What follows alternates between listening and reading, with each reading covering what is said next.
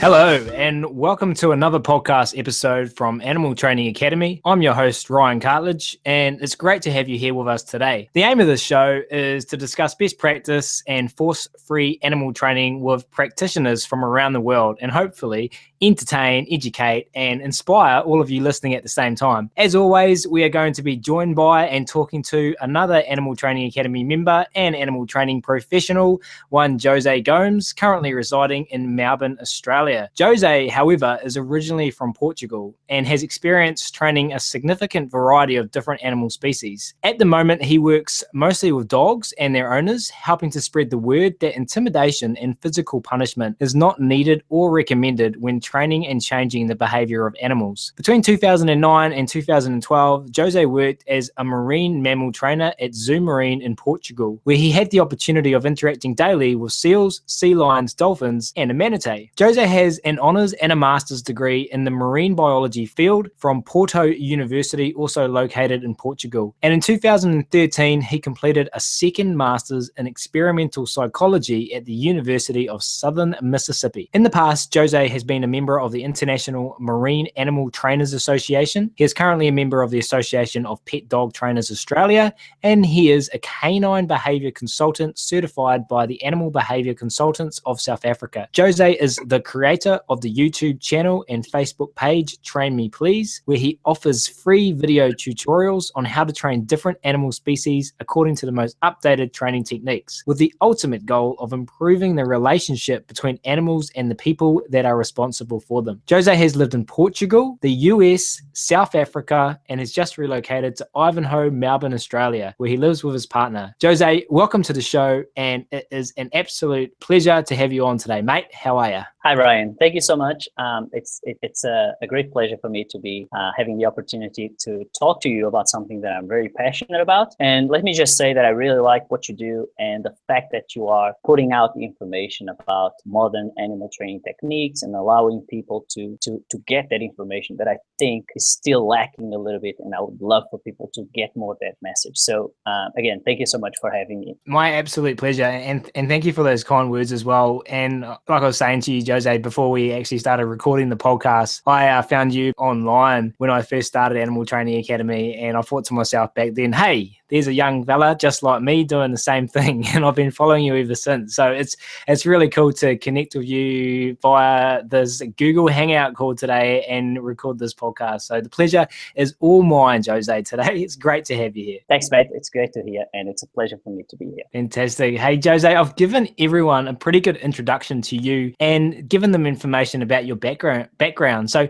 maybe we can build on this. Could you tell everyone listening about where you first learned about positive reinforcement animal training, and also some of the first animals maybe you ever used positive reinforcement with? Yes, absolutely, Ryan. So that would take me back to 2008, and my brother was one day he came home and he was saying that we were going to have a dog. He was going to get a dog and arrive home with a dog one of those days. And I kind of panicked a little bit, and I thought that I would have to learn something about dogs because a dog was going to be at home very soon. So what I did was I went online and started to do a little bit of research, and I stumbled upon a video of a guy training a dog. Now, at the time, I really didn't know about animal training, and this trainer was using kind of a more traditional, old-fashioned approach to training dogs. But anyway, I looked at the video, the dog was doing a bunch of behaviors, and I thought, sure, I can give it a go. So before we actually got the new puppy, I decided to give it a go at my grandparents' dog. They had an 11-year-old dog at the time, and I decided to give it a go and try to train that dog with the approach that I saw on that first video. That first video relied a little bit on the dog having respect for the owner and a desire to please the owner. So that's what I tried the first time, and it really didn't go that well, to be honest. So the dog was there in the session with me, but it really didn't want to be there. It was really not interested, and his body language was mainly one of a dog that just wanted to get out of there. I was a bit demotivated by the whole thing, and I almost gave it up. I almost decided that animal training wasn't for me. But anyway, I went home and I did some additional research. And that's when I found a bunch of videos on positive reinforcement animal training and on clicker training for dogs. So next day, I rocked up to my grandparents' house and I tried a different approach. So I got a bunch of food treats and I made an improvised treat pouch. I put it around my waist and I started training the dog. And it was a completely different dog that day. The dog was just looking at me, the tail was wagging, and he was absolutely engaged. He was looking at me as if he just wanted more behaviors and more things to happen within the session. So from that moment onwards, I was totally hooked. I learned a lot with that first dog. And as I said, I was totally in love with this new approach, this positive reinforcement approach to animal training. So yeah, that was the very beginning. And that's how it all started. Yeah, very cool. Jose shares so much similarities with a lot of the stories that individuals and other podcasts shared, that behavioral change when you first started using it with that animal and how that sticks out in your mind. That's really, really cool. Hey, I was spending some time earlier today actually on your website, and I love what you have written on your homepage. You posed the question, would you like to train your dog the same way that you would train a sea lion or a dolphin? And I like that you wrote that, because one of the missions of Animal Training Academy is to demonstrate the universal application of these animal training principles. Can you maybe share your insights from the marine mammal training world and compare it to your work with dogs? Yes, absolutely. So I started training dogs, and in the beginning was very self-taught. So I was reading stuff and I was getting DVDs and attending workshops and conferences and learning a little bit about dogs. And shortly after, I got an amazing opportunity to work as a marine mammal training. This was back in Portugal. And one of the first things that I clearly remember after starting working as a marine mammal trainer was how much common ground there was across species. So even though there was some technicalities that we can kind of say that are pretty different across species, the major underlying ideas and the whole learning theory was exactly the same. So training a dolphin wasn't that different from training a dog. It was very similar. And again, there's a few things that we might do differently. There's a few small details that we might change, but the main things are the same. So very early on, I realized how many things I could use across species. And at the moment, I don't really believe that good animal training is necessarily species specific. I think it's concept and approach specific. And if you have good underlying knowledge of those underlying principles, you can train any animal. Now, this sort of created a desire to work across different species. And at the moment, it's still the case that I had way more exposure to marine mammals and to dogs. So those are the two main groups that I worked more hours with by far. But as soon as I arrived here in Australia, due to that desire to learn about new species, I decided to adopt 2 cats. So at the moment, I'm training cats on a very regular basis. This is something that I've done before. I've trained cats before, but now I'm getting more exposure to it and I love it. At the same time, every time I have a friend that I think that it's possible to do a training session with another species, be it a rabbit or a rat or a horse or whatever it might be, I bother them and I ask them if I can come for a couple of visits and have a little bit of a crack at it and learn a little bit more about a new species. So yeah, I hope that kind of answers your question. Oh, so many hidden gems in there. I was sitting here on my computer chair in New Zealand, nodding my head and going, yes, Jose, yes. I love the way you articulated some of that. It's not about being able to train. A good animal trainer isn't someone who's worked with lots of species. I can't remember how you worded it exactly. It's someone who understands the underlying principles that work across species, and therefore they can train any species. I thought that was brilliant. Yeah, absolutely. Again, I don't think it's necessarily species specific. I think it's a matter of understanding the underlying principles behind animal learning theory. So cool. Couldn't agree more. And what I love about the experience that you have managed to gain, Jose, is that you've worked internationally in Portugal, South Africa, America, and now in Australia. I imagine in that time frame, you've had some pretty amazing opportunities to learn. Can you share maybe 2 or 3 stories that really stick out in your mind from your experiences and highlight some significant lessons that you've learned along the way? Yes, absolutely, Ryan. So there's lots of interesting stories that happened throughout these years. I'm going to try to focus a little bit more on lessons that I learned with pets. So the first one that I can think of was back when I was about 8 or 9 years old, we were going to get a puppy.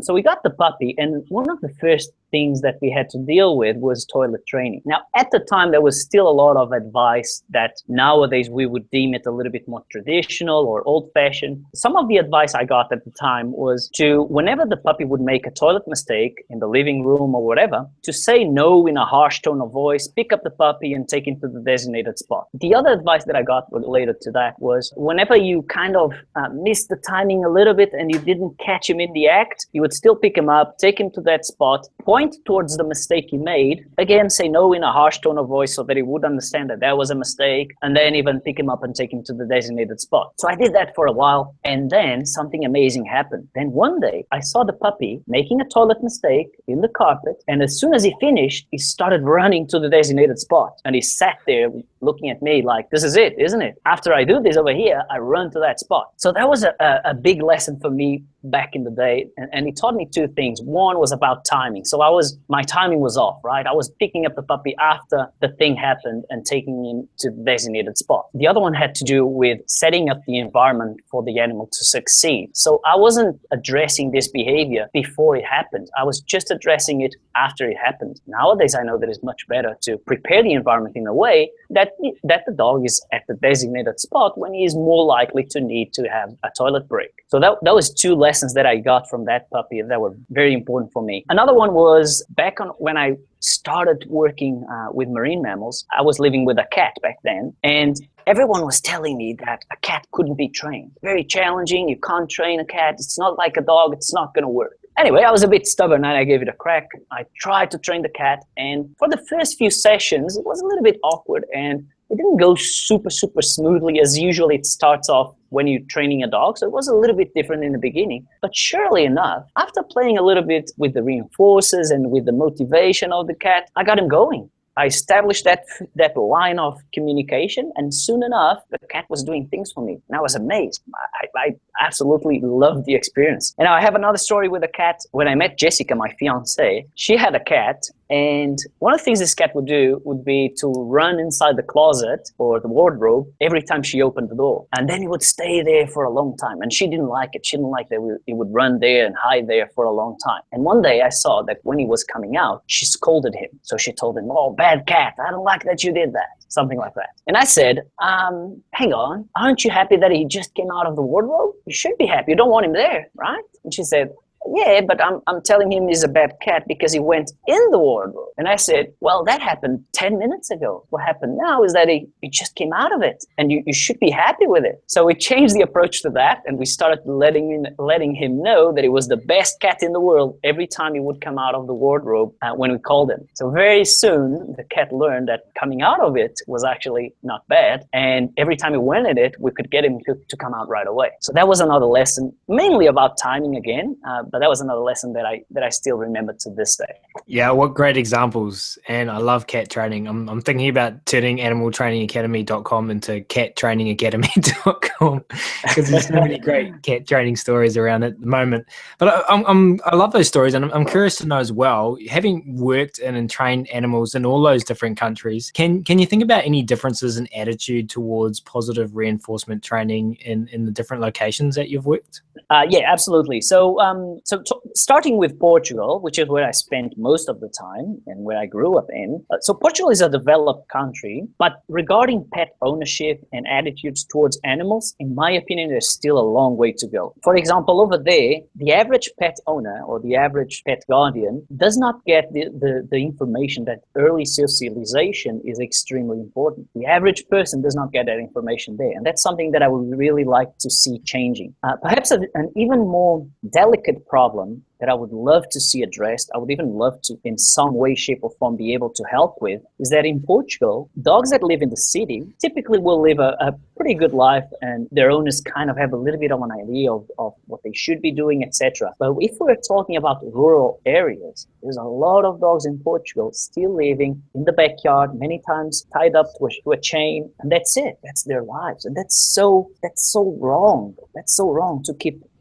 such an amazing animal tied tied up to a chain 24/7. So there's a lot of education that still needs to reach some segments of the population over there. And on a more general sense, in Portugal, dogs are still pretty much not a part of the family. So that's something that I would really like to see changing over there. South Africa is an interesting case because there's a big difference between the upper middle class and the lower middle class. There's a lot of people that live in poverty in South Africa. So depending at which section of the population we're looking at, pets live differently. So pets that live in a family that belongs to the upper middle class, they typically live pretty good lives. I lived in Cape Town, and Cape Townians love to go hiking and taking their dogs with them. So that's one of the realities over there. The other reality, and I was fortunate enough to help a lot of dogs that were not as fortunate, is people that do not live in such a good economical condition, and for that reason they can't afford for the dog. I was really happy to help with that, but definitely a long way to go there. A lot of punishment-based techniques or dominance-based techniques being used over there. American Australia, people, in my opinion,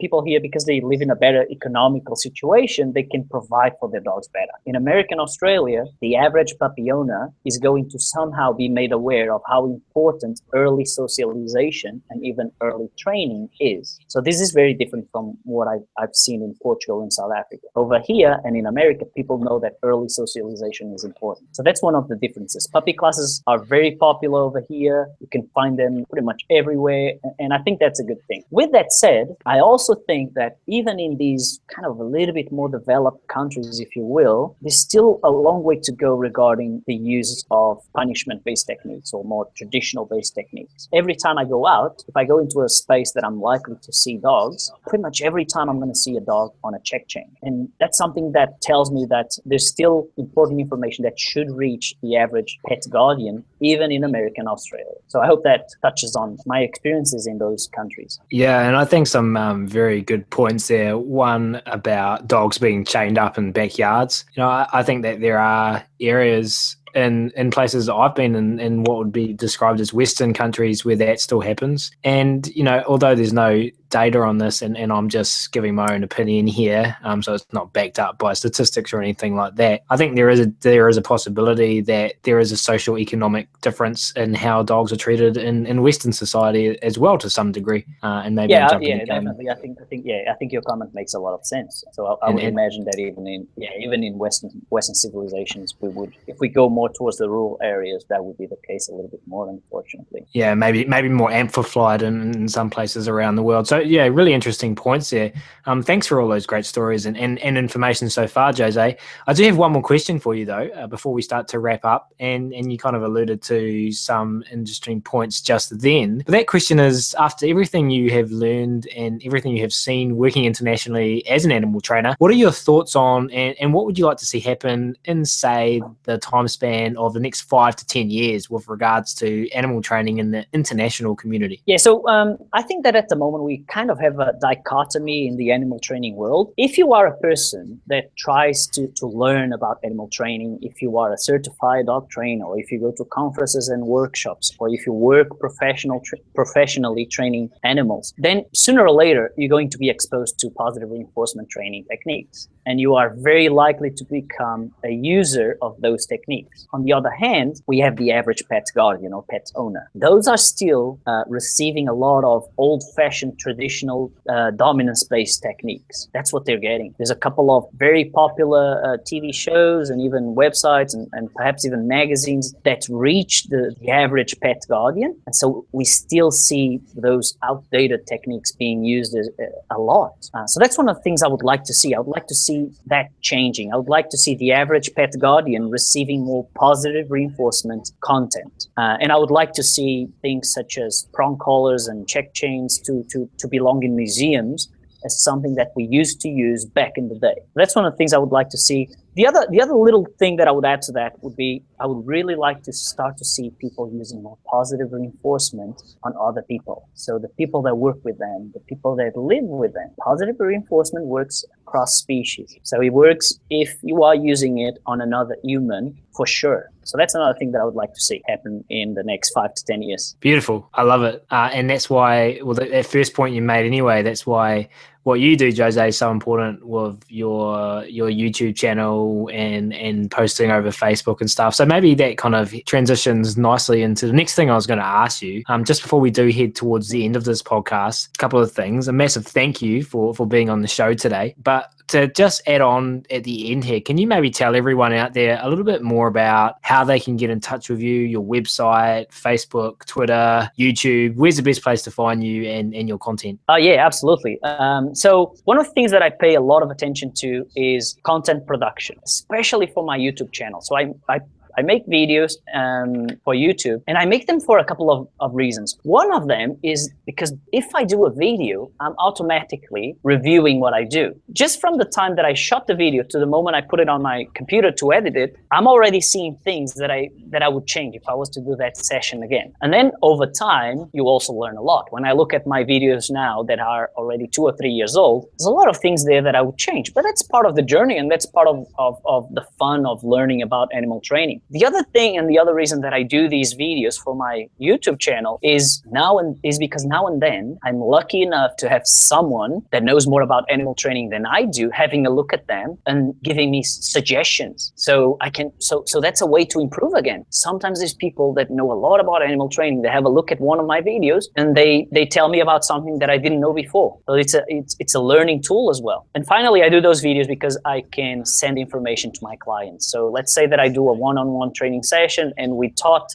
during the session we try to teach the dog a little bit on how to learn to go into a down position, as an example. On the follow-up email, I can redirect them to a video that I have on how to train a dog to go into a down position. So that's another thing that I use my videos for. So yeah, I use my website also to post some articles on animal training. So that's trainmeplease.com.au. And apart from my YouTube channel, which you can find again if you type Train Me Please, I also post some content on Facebook quite often. Apart from that, I do puppy classes and I do one-on-one dog training. If you go to my website, you will quickly find my email, and you'll find a form that you can complete. And if you are in the Melbourne area, you should be able to reach out pretty quickly if you are interested in knowing what I do and how I do it. Feel free to reach out. There you go. So anyone in the Melbourne area, go to trainmeplease.com.au and also search for that in YouTube. And there's a whole suite of great videos on there waiting for you. And we're going to put one in the podcast write-up on animaltrainingacademy.com as well. If you are on the Animal Training Academy website and you want to get a wee taster, there'll be something there, as well as links to where you can find Jose on his website and his YouTube channel. Hey, that brings us pretty much to the end. Thank you to you, Jose, and thank you to everyone out there for listening to this latest podcast episode. Obviously, you're the reason that we make these. It's so good to have you here with us today. If you haven't listened to the other episodes, you can either find them on animaltrainingacademy.com or check them out on iTunes. There is something for everyone there.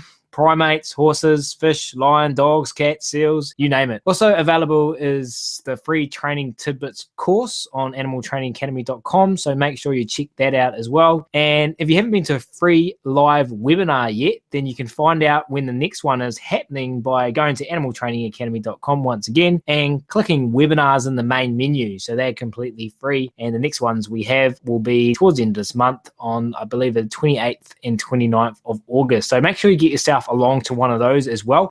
We had someone come to a webinar today, and it's their third one consecutively that they came to. So that's how much value they're getting out of it. They just keep coming back, and that's a big compliment to me. So if you haven't checked one out yet, you definitely want to get yourself along to one of those. As always, please leave a comment. I love to hear from you guys. Tell me if you liked the podcast today. Tell me if you didn't like the podcast. Tell us more specifically about what you did and didn't like. Tell me what you want to hear more about, what you want to learn about, who you want me to interview next. Tell me.